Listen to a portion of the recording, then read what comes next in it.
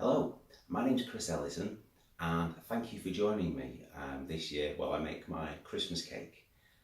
For those of you who've never tried to make a Christmas cake, there's a lot that goes into it compared to some of the simpler cake recipes that you might already have tried. However, you'll probably find that once you've made the cake, you'll first of all you'll enjoy the process, and then when you taste the finished cake afterwards, you'll probably never ever buy a shop bought cake ever again.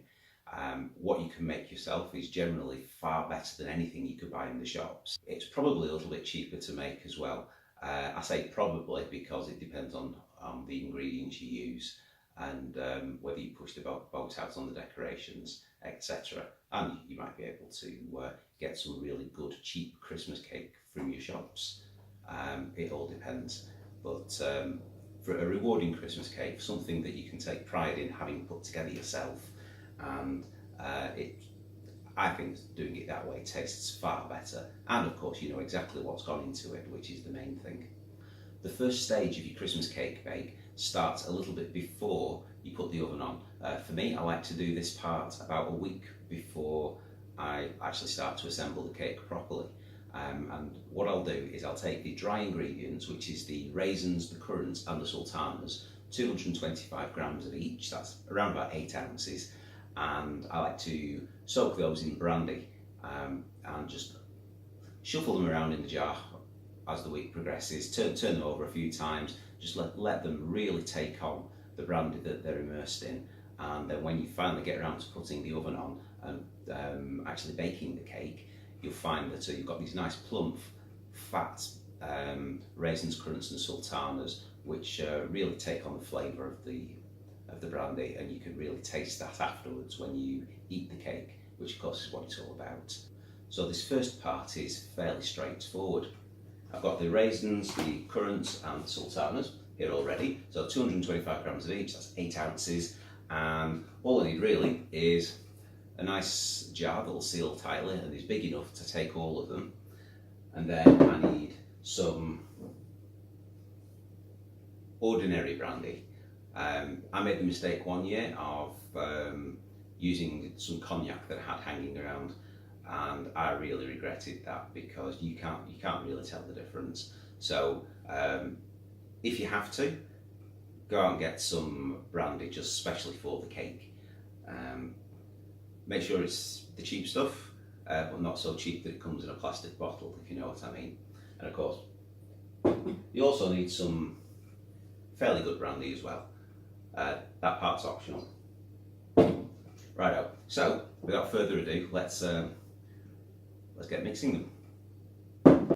Okay, so this bit is super simple. So, you've got your jar.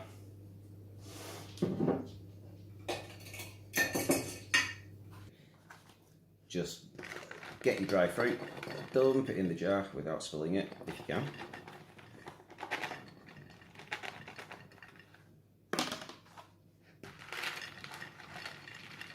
So that was the raisins that have gone in, putting the currants in now,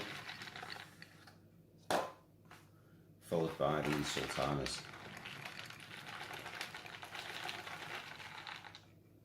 There we go. Give the jar a good shake.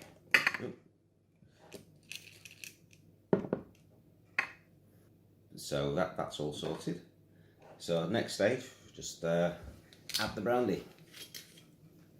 Okay. Because you've gone for the stuff that isn't quite so expensive, you won't be afraid to use probably most of it. Don't use the whole bottle because you'll be able to use some of the rest of this in the actual cake itself.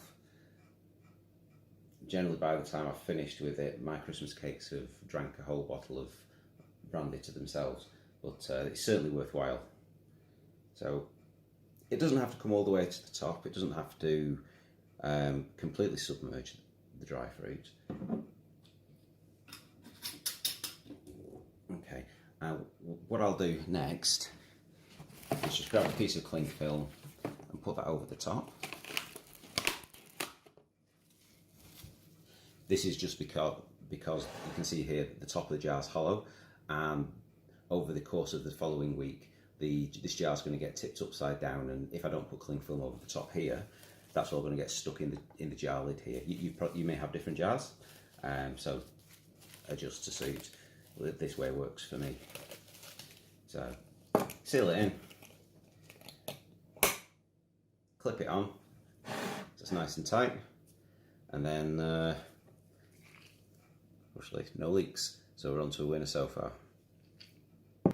And there you have it, that's the first part of the process done. So we've got your jar full of dry fruit. Don't fret to give it a bit of a shake, move it around a bit. All that dry fruit gets to mix in a little bit.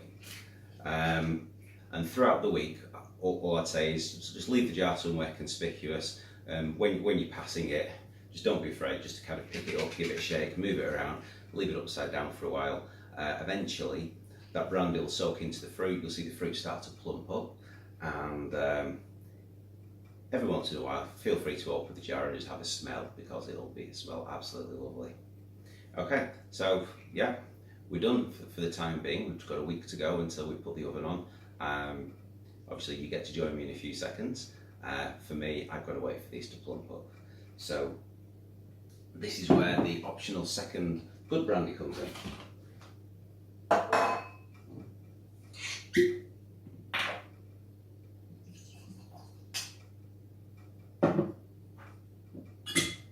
There we go. I'll see you in a week. Cheers. Hello and welcome back. For you guys it's been a few seconds, but for me here it's been a week. The dried fruit has been sat in the jar. I've been turning it on occasion and just allowing the brandy to circulate and all the fruit to soak it up. So here it is. It smells absolutely great. But the first thing to do with this is to actually drain off all the liquid. Also, we're going to have to weigh it again. The reason being is obviously the dry fruit was dry, and now the fruit's full of brandy, so it's going to have taken on a little bit of that weight as well as the flavour. So before we do it, we're just going to have to weigh it again and just make sure that it's the right weight for the recipe. So easiest way to do that is just with a colander, big bowl, and just pour it in. There you go. So don't worry too much if there's little extra bits in the bottom. We're going to be putting some of that back and saving it for later. But the main thing is just to get the brandy off there, dry the fruit out a little bit. It doesn't matter if it's still got a coating on the outside. And then just weigh it again and make sure that it's 225 grams times 3, which would be 675 if my brain's working today. So for the time being, let's give it a bit of a shake. And then we just need to weigh it again. Okay, so that's 675 grams of raisins, currants and sultanas. They're all mixed together, so we're just going to weigh them and just make sure that that's the weight we put in the cake. There's going to be some left over, as we said. This is still dripping just a little bit. So that works out at 690, so let's just take a little bit out there. 600... Yeah, nearest down it. That'll do. Okay, so that's the raisins, currants and sultanas taken care of. So before we start mixing the ingredients, the first thing we need to do is to prepare the cake tin. For this recipe, I'm using a 9-inch springform cake tin. Springform simply because there's a little lever there. You flick that and the bottom will fall out. Insert your own joke there. And that just makes it easy to take the cake out once it's finished baking. So what we need to do is to grease it and then to line it so the cake's nice and insulated and doesn't stick to the tin itself. So for greasing the cake tin, I'm just going to use some basic baking margarine. Nothing fancy, it's not going to be part of the cake itself, it's just there to help it fall out of the tin afterwards. And you can use a brush or anything, but I just like to use some just standard kitchen roll. It's a really easy process. Just dive in, get a good lump of marge and spread it around.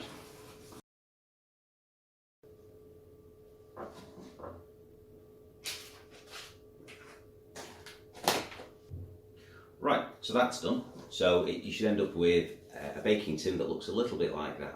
So you can see it's all nicely spread around. So as I said before, this helps stop the cake sticking to it, but it also helps the baking parchment stick to the inside of the cake for the next stage.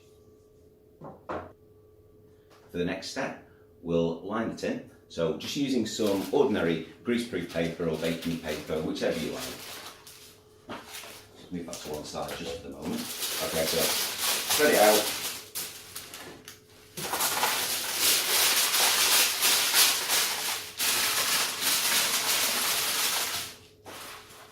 Okay, and what you need is enough greaseproof paper to go around the outside of the tin. So what I do is just pop it on there and roll it around to make sure you've got enough, and then just cut it off.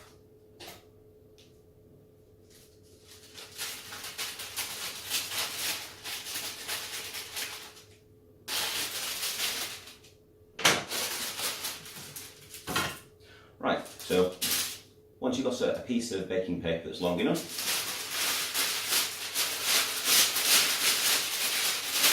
fold it in half.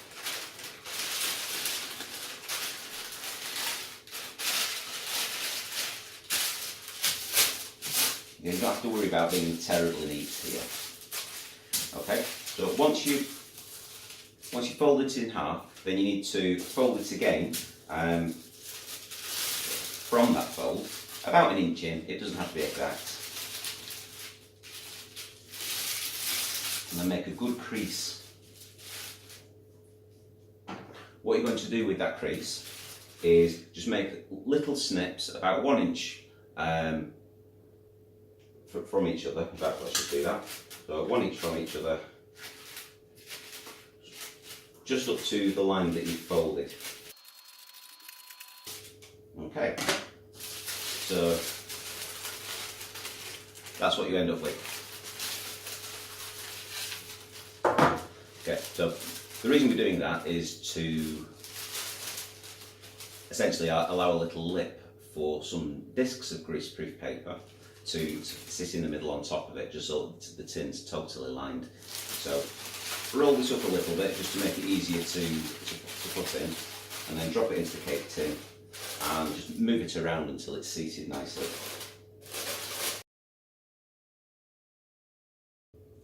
Okay, so once you've finished, it'll look a bit like that, which is great. And then all you need to do is have a couple of discs of greaseproof paper, here's some I prepared earlier, and just pop that down into the middle.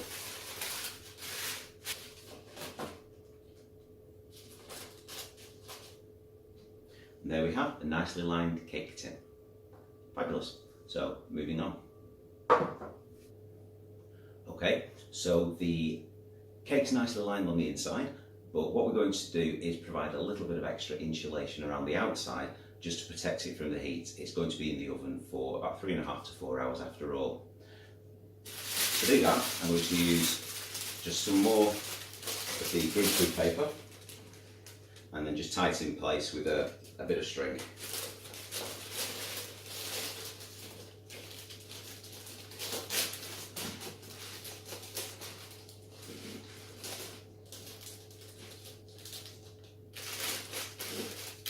There we go.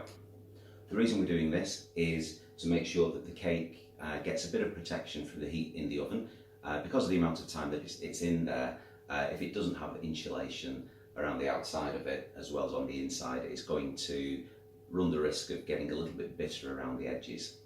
Of course, I understand that if you're watching this from across the pond, at least half of you voted for a rich fruit cake that was a little bit bitter, so feel free to leave the insulation off.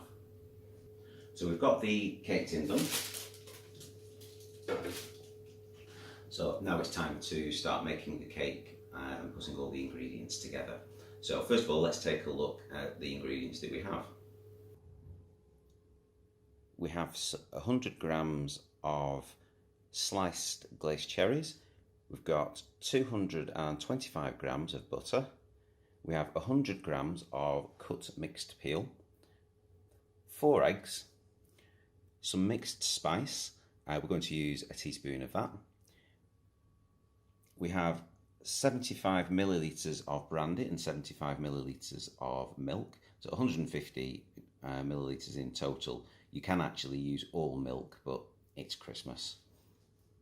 And we also have some caster sugar and some just regular plain flour and 100 grams of ground almonds, as well as the Currants, Raisins and Sultanas that we mentioned earlier. Okay, we have all the ingredients together, so it's now time to start mixing the cake. The first stage is to sieve the flour. The recipe says to sieve the flour and the dried almonds together. However, you'll probably find that the dried almonds don't fit through your sieve. So, from my point of view, I'm just going to sieve the flour and then dump the almonds on top of it. So again, nice and simple. Just drop that in there. Sieve away. Easy, job done. Okay, dried almonds. Put those into the flour, and then just mix it in so that it's thoroughly combined. Okay, the recipe says to use a teaspoonful of the mixed spice. In fairness, I really like the mixed spice, so I might do a little bit more than that. But again, it's good practice just to pop it through the sieve. So that's one. This comes out quickly, so be careful.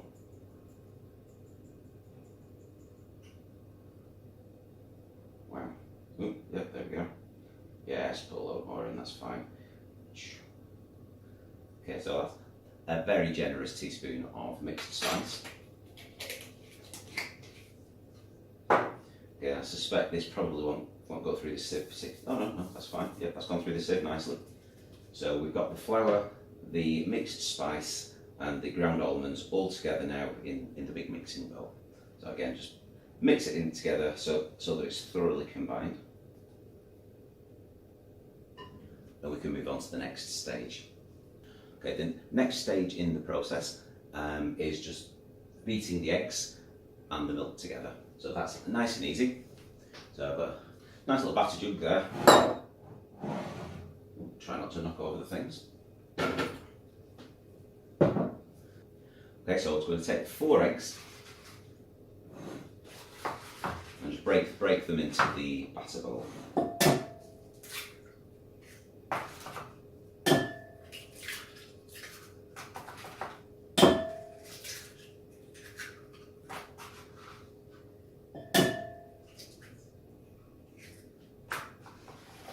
Okay, so that's nice and easily done.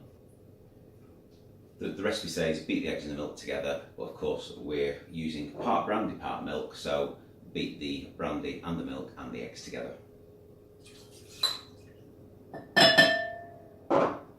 You can use hand whisk if you like, one of the little windy ones. Personally, I find one of these much easier.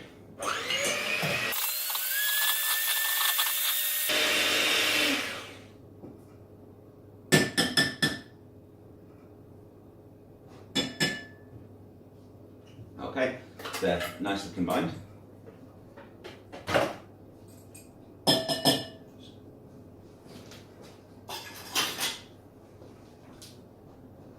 Okay, so got that out of the way. Let's put this to one side for a moment. Next up, we need to cream the butter and the sugar together. So if you've had the foresight to leave your butter out overnight, that will make it so much easier. But yeah, we've got 225 grams of butter there, and let's just see how soft this is. Yeah, that's reasonably soft. Okay, and so it's just a case of creaming it together with the sugar. So before you put the sugar in, just really try and soften the butter up just a little bit.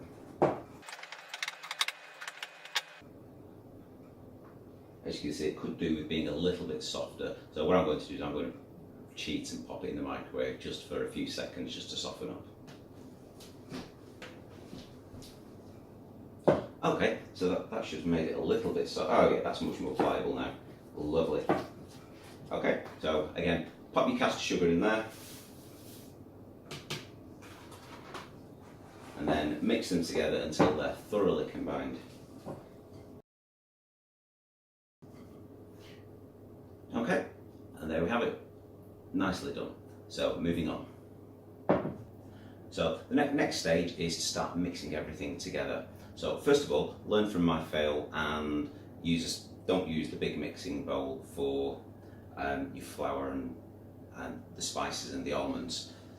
So I'm going to have to transfer, just temporarily, the flour, the sugar and the almonds into a different bowl.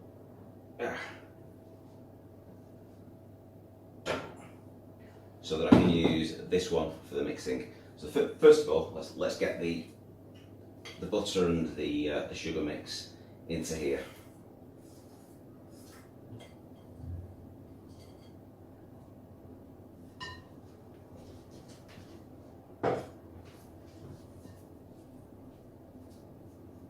Right, so next we're going to get the egg mixture and the flour mixture and add them in here bit by bit alternately until they're all mixed in. So let's get a bit of flour in there first. And then some of the egg mix as well. And then combine these together. Oh yes, we can smell that now.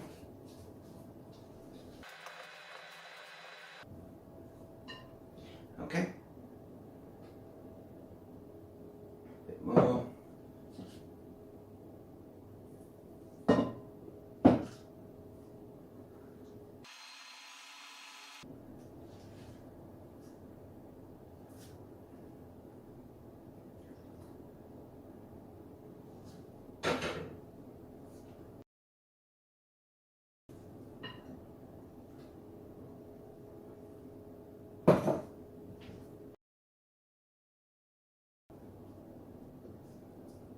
Okay, so that's it. The cake mix is all done. It's just time to add the fruit.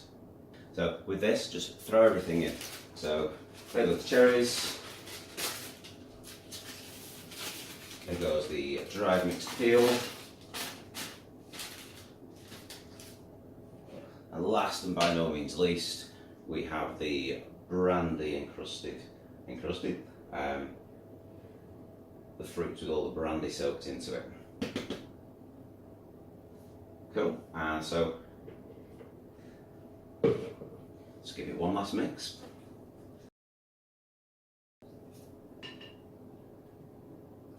Okay, this is looking good and smelling good.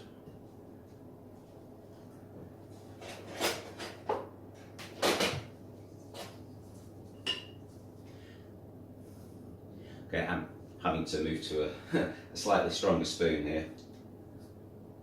So this one's a little bit too flexible and I have a feeling I'm going to break it. It is quite a stiff mixture. Yeah, that's a bit better.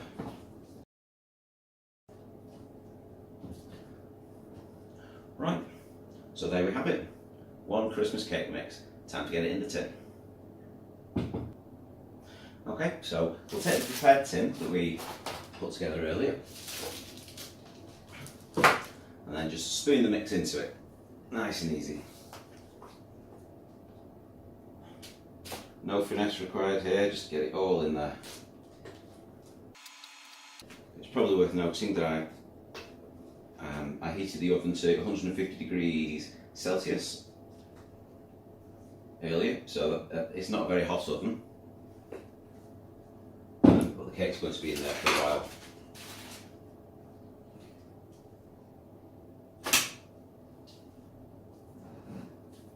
Okay, so let's just get the very last bits of this cake mix into the tin. Okay, and then just make sure it's all nice and seated.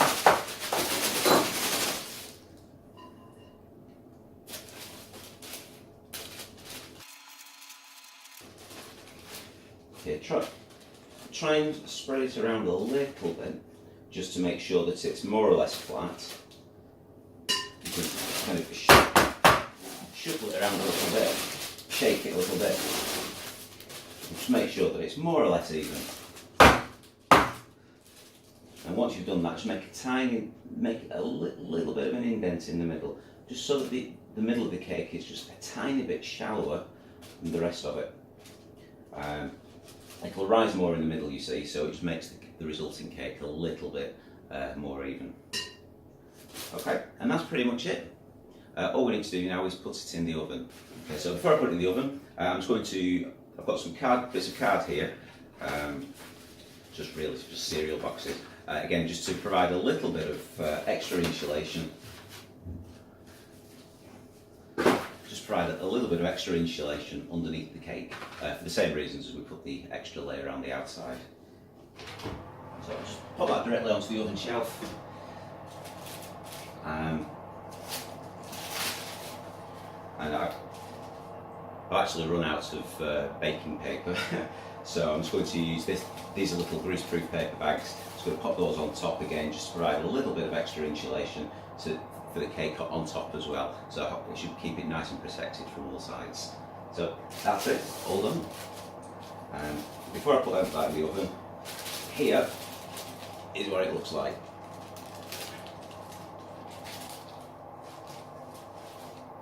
Okay, let's get it baking.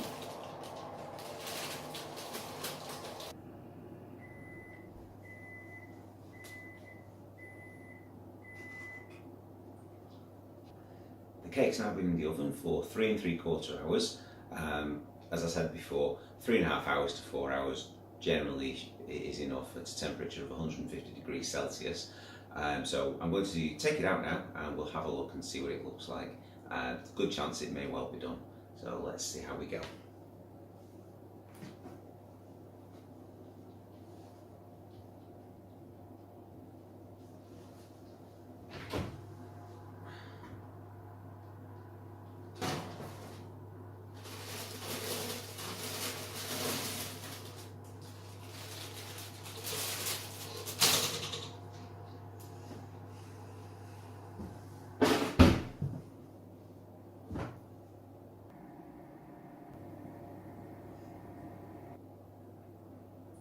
Okay, first indications are that it looks okay.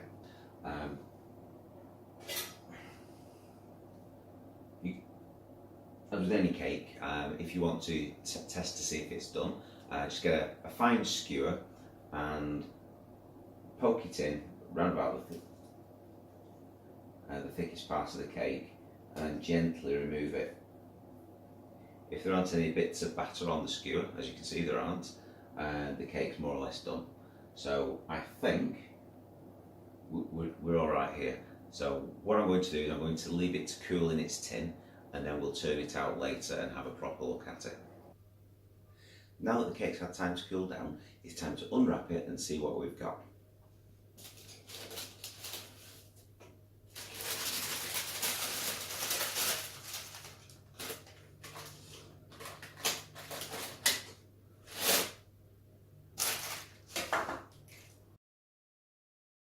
There we have it. One Christmas cake.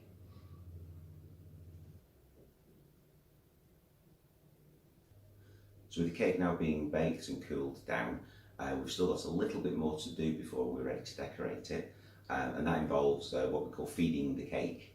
What this involves is taking a small fine skewer, the one that we used earlier, and we're going to cover the top of the cake in a lot of little holes, but all the way through, just to make sure that there are holes all across the cake. What we do next is add a couple of teaspoons of brandy,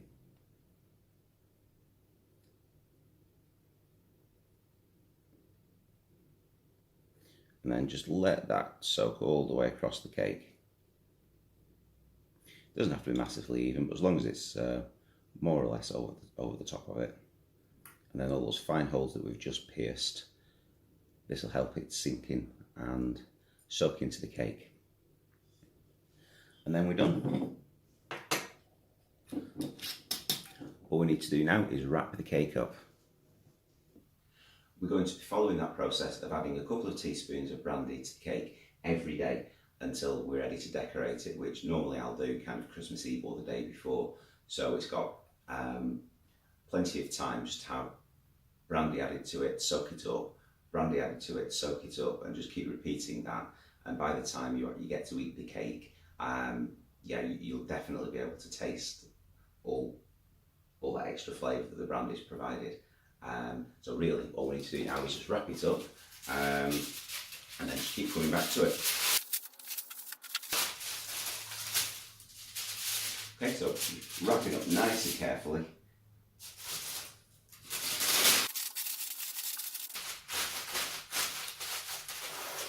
Okay, so that's nice and sealed. And then just find a nice airtight container.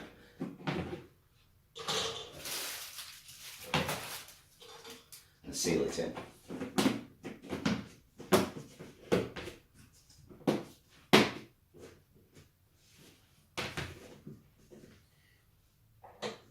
Okay, job done. I'm not going to do a separate video for the decorating, simply because what I normally do is just get some marzipan just ready rolled from the supermarket, and then some fondant icing to put on top, which you just drop on top, mould in place, and then make it look as nice as you like with whatever decorations you choose. What I will do is show you one that I made last year. I tend to follow the same recipe each year, and the decorating doesn't vary too much. You can see that I've used some fondant icing and some little silver druggy balls, which are just little hard sugar balls that have been coloured silver. I've used a tree stencil combined with some edible glitter just to create that pan that you can see on top. And that's the finished cake. So thank you very much for joining me for my Christmas cake bake this year. I do hope that you'll come back and watch future videos. I do hope you enjoyed watching, and I hope this inspired you to have a go and make your own cake rather than simply buying one in the shop. You'll find the ingredients and the recipe in the comments below, and don't forget to click subscribe before you leave. My name's Chris Ellison. Thank you very much for watching. I'll see you next time.